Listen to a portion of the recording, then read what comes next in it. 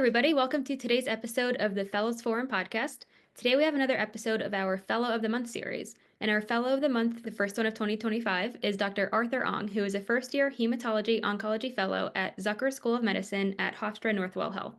Dr. Aung, we're so excited to have you, first of all, as a new member of the Fellows Forum, and also to have you on the podcast today. Thank you. Thank you so much for having me. It's a pleasure to be here today. Absolutely. So to start off, would you like to introduce yourself and tell us a little bit about yourself? Absolutely. So I am currently a first-year Hematology Oncology Fellow at North Shore LIJ, which is affiliated with Zucker School of Medicine. I did my medical school in St. Louis University School of Medicine, and then I came to New York for residency. Uh, I think my journey began much further away because I'm originally from Myanmar in Southeast Asia, and then I moved to the US after I finished high school there.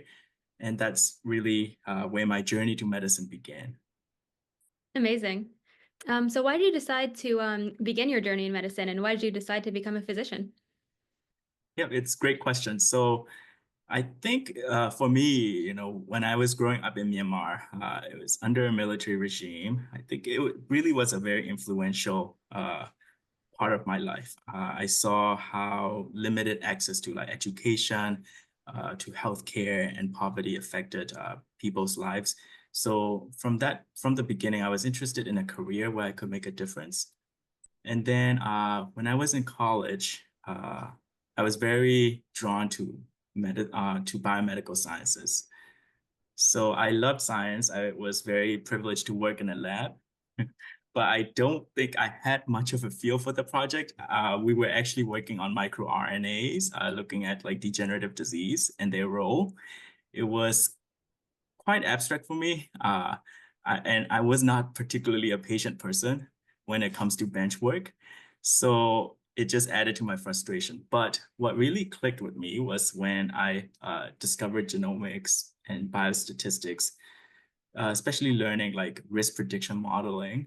Uh, they're like risk prediction models like the Gale model for breast cancer risk. And that felt very tangible to me because I felt like I could like calculate a risk score and then use it to guide decisions.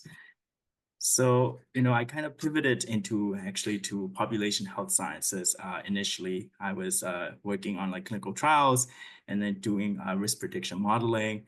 It was exciting work, but I think I wanted something more closer to action. I wanted to be like have the opportunity to work directly with patients and apply the science in a hands-on way. So that's really when I thought about medical school, and at the time I was an international student on a visa, so I knew going to medical school was going to be a tough thing for me. But I was very fortunate to have mentors who believed in me, and they believed that I would get more out of going to medical school, and they were right. It ended up being a better option. So now I have the chance to combine science with the passion to help people, and I feel very privileged to be here, and I cannot imagine doing anything else. That's amazing. Really, the best of both worlds. It is, yeah, Great. Thanks so much for telling us a for little about sure. your story. So now we're connecting as you're a first year Heme Fellow. So what has your fellowship experience been like? How have you been enjoying it so far? It's a lot of steep learning curve, but everything I'm learning something new, and the patients are very interesting. The diverse pathology that we see at our hospital is very interesting, and I really enjoy working with my colleagues as well as the attendings. They're very passionate about guiding us, mentoring us. So all in all, I think it's very similar to starting off residency. It feels like drinking water out of a hose, but so far I've been enjoying it. It's a challenge, but it's been great so far. That's awesome. So what are some of your research interests and areas of focus that you've gotten to explore a little bit during your training? So for me, I've been quite interested in thoracic and head and neck cancers, looking especially at the intersection of immunotherapy and autoimmune diseases. I think it's really an area of unmet need, because when we look at like just in general, like lung cancer patients, 15 to 20% of patients have some form of pre-existing autoimmune disease. Now, we know immunotherapy is well tolerated generally, and it's effective, especially in the metastatic setting. But when it comes to patients with autoimmune disease, these agents can have increased toxicity because really immunotherapy is really harnessing the immune system, so it can lead to overactivation of the immune system in these patients and lead to like autoimmune disease flares and more adverse events. So I'm really interested in finding ways to improve the safety and efficacy of immunotherapy in patients with cancer and autoimmune disease. So looking at like combination treatments, combining with therapies that I use in autoimmune diseases, to mitigate the autoimmune disease flares. And my hope is that if we are able to find a safer way to administer it, we would be able to expand the use of immunotherapy in this patient population.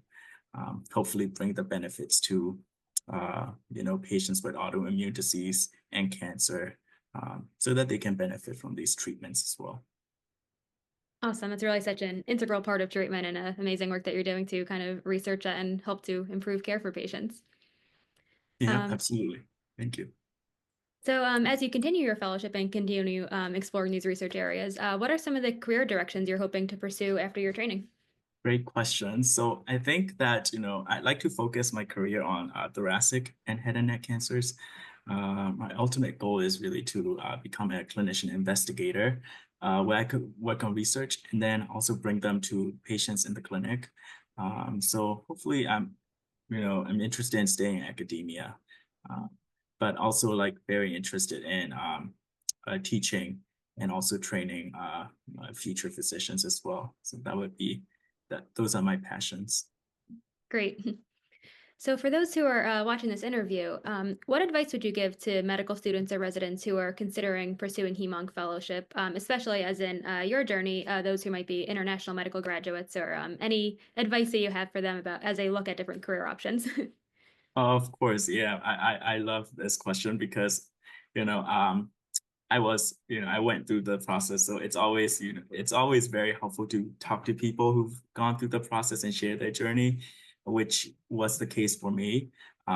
So I think my advice would be really like if for those interested in hematology oncology to be proactive and from the beginning, let your attendings and fellows, Heme fellows know that you're interested early on because they can help you find opportunities. I was lucky in that sense because those were the opportunities I had were because I showed interest. So rotating through like different specialties in oncology and hematology, building the experience, and then for applications and just in general fellowship wise, research is very key aspect of hematology oncology. So starting early is always good. Um, don't hesitate to ask what's going on, any projects that you can join. And it's always good to be involved in like multiple projects because, research projects, sometimes they work out, sometimes they don't. But it's also important to have like a primary project that is your poster child, something that you can aim to publish before you apply. And then in terms of conferences, I think they are a great place to network and then also to like showcase your work. So when I was a resident, I know ASCO has a medical student and resident research forum specifically. So I think that's a great way to present your research. And then also, the faculty are always interested to see what students are doing. So it's always, a great place and opportunity to connect and network. Might open doors that you didn't realize were there. Awesome. That's some really great advice. So, our last question for the interview today, someone we always ask everybody at the end of these interviews, is what is your favorite part of being a fellow? I think definitely like very collegial environment, having to work with co-fellows and attendings who are very passionate about the work. It's truly inspiring. And then I think I go back to the patients at the heart of it all because getting to know them in a time that is so critical for them when they're most vulnerable. And they really rely on your expertise. They really value your input. It's incredibly meaningful and fulfilling. I just came off service actually in oncology, and just the amount of trust that patients put in us, it's very inspiring, and it's actually very humbling. And so like thinking back to my journey, I don't think that I would be able to imagine anything different that I would do. I'm so blessed to be in this career, and I hope that I'll have a long journey ahead. That's really wonderful. Awesome. So thank you so much, Arthur, for sharing all this with us today. It's really amazing to hear about your medical journey so far and all the things you've accomplished, and definitely looking forward to discussing all of this further on the Fellows Forum. So thanks so much again for coming on today to share all this with us. Well, thank you so much for having me. I really enjoyed talking to you and sharing my journey, and I hope that I'll be able to mentor future hematologists, oncologists. Absolutely.